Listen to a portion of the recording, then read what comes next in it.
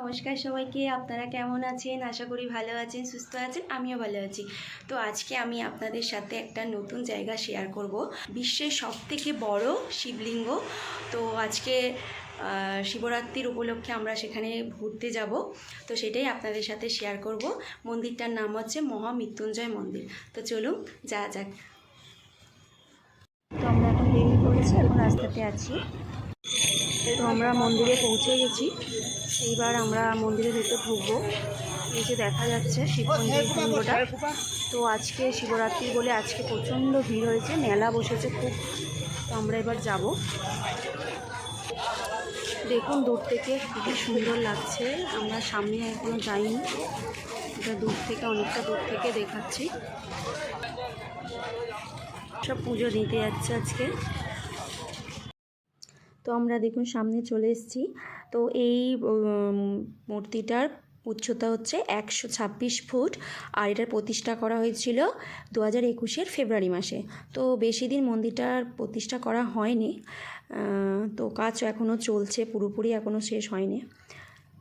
তো একটা গণপতি বাবার দর্শন পেলাম, তো সেখানে আমি একটু আশীর্বাদ নিয়ে নিলাম। তো ভয় লাগছিল খুব, তাও সাহস করে এগিয়ে গিয়ে একটু তার আমি দর্শন নিলাম, আমাকে আশীর্বাদ করলো। ভয় লাগছিল। তো এটা হচ্ছে একদম সামনের গেট, এখান থেকেই মন্দিরের ভেতর প্রবেশ করা যায়। তো এখানে আজকে যেহেতু শিবরাত্রি, তাই অনেক লাইন পড়েছে দেখুন পুজো দেওয়ার জন্য। আর এই হচ্ছে পুরো জায়গাটা। এখানে আরও অনেক মন্দির তৈরি হচ্ছে, এখনও সেইভাবে মন্দির আশপাশের মন্দির কমপ্লিট হয়নি নতুন বলে। তো এই হচ্ছে পুরো জায়গাটা, আমরাও লাইন দেব, পুজো দেব। এই যে দেখছেন কর্মযোগী আচার্য শ্রী শ্রী ভিভগিরি মহারাজ, ইনি এই মন্দিরটার প্রতিষ্ঠা করেছেন। আর এই যে এখানে সময়সূচি সব পুরো লিস্ট দেওয়া আছে, কখন মন্দির খোলা থাকে, বন্ধ থাকে, কখন সব কিছু হয়, আরতি যাবতীয় এখানে পুরো লিখে দিয়েছে। দিয়ে আমরা এবার লাইন দেব। তো আমি লাইন দিয়েছি মন্দিরে পুজো দেবার জন্য,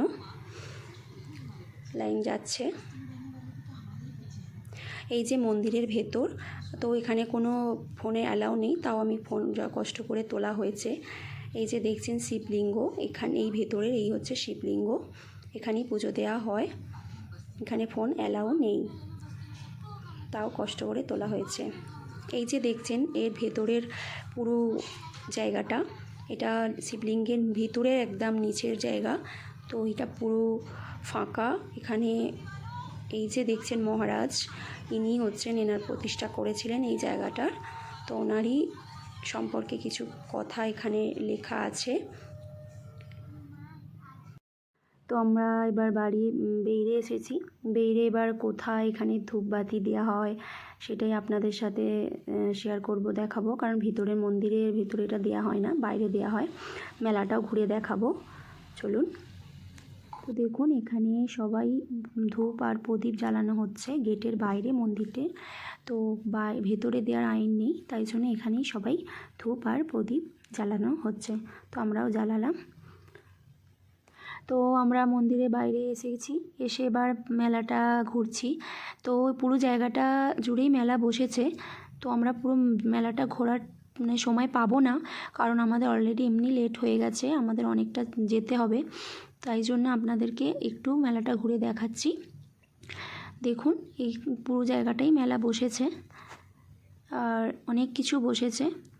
আপনারা যদি এই সময় আসতে চান তো সত্যিই খুব ভালো লাগবে দেখতে।